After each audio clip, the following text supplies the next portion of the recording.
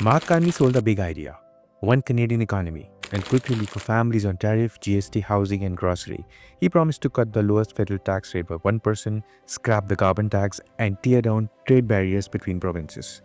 Let's talk about 100 days of Carney's government, since taking office in 2025, on what he acted and where he's failing. One Canadian Economy Act, also known as Bill C-5, is a Canadian federal law that aims to reduce internal trade barriers and accelerate the approval process for major infrastructure projects. Introduced in June 2025, it received royal assent on June 26, 2025.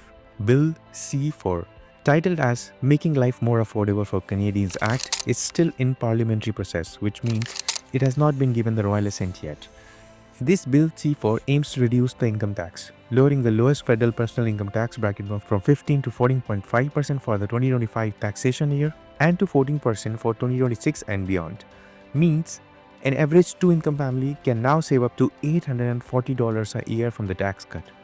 GST rebate for housing, introducing a temporary GST rebate for new homes for the first-time buyers, giving a full GST rebate on new homes up to $1 million.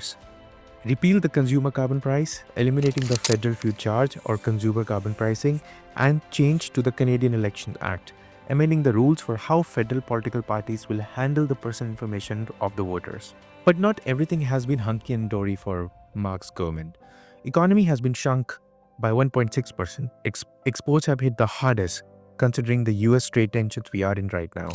Unemployment rate was steady at 6.9%, which has surpassed 7% in August 2025.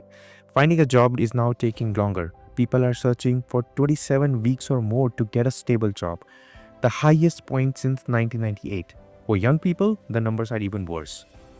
Inflation slowed down to 1.7% in July, but food prices are still stubbornly high, up 3.3% from the year before. So while the overall economy was deaccelerating, the cost of essential was still eating into family budgets. If we talk about housing crisis, home prices have now been down by 3.4% in July 2025, but this average masks regional differences. Prices in the more affordable regions like the prairies have seen modest gains, whereas more expensive markets like British Columbia and Ontario have experienced larger declines. Buying a home now have been more easy in light of falling prices, but wages have hit another low, making it hard for buyers to pay off the mortgage. If we talk about safety in Canada, the numbers suggest a complex story, often at odds with how people feel on the ground. We have an index called Police Reported Crime Severity Index, or CSI, which actually fell by 4% in 2024.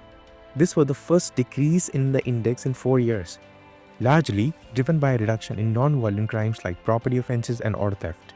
Specifically, the non-violent CSI dropped 5.7% in 2024. So on a national level, we can say there wasn't a crime wave. However, the picture wasn't uniformly positive. While the National Violent Crime Severity Index decreased slightly by 1% in 2024, some cities experienced different trends altogether. Now let's turn to immigration, another major talking point in Canada. Prime Minister Mark Carney campaigned on a platform of bringing immigration numbers down to what he called sustainable levels. The government's plans, unveiled in 2025 to 27 immigration level plan, is designed to reduce the proportion of non-permanent residents like temporary workers and international students to less than 5% of Canada's population by the end of 2026. This is a significant shift from a high of around 7.5% early in 2025. Can Mark Carney save Canada from falling? The numbers we have explored paint a picture of a country at a crossroad, where the economic reality is a complicated mix of challenges and potential opportunities. An economy that's shrinking, trade relationships in turmoil, and a cost of living that continues to put the squeeze on families. At the same time, national crime statistics offer a different perspective than what many are feeling on the street.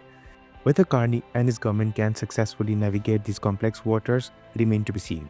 The challenges are real, but how the Canadian leaders respond to them will ultimately define the next chapter for Canada.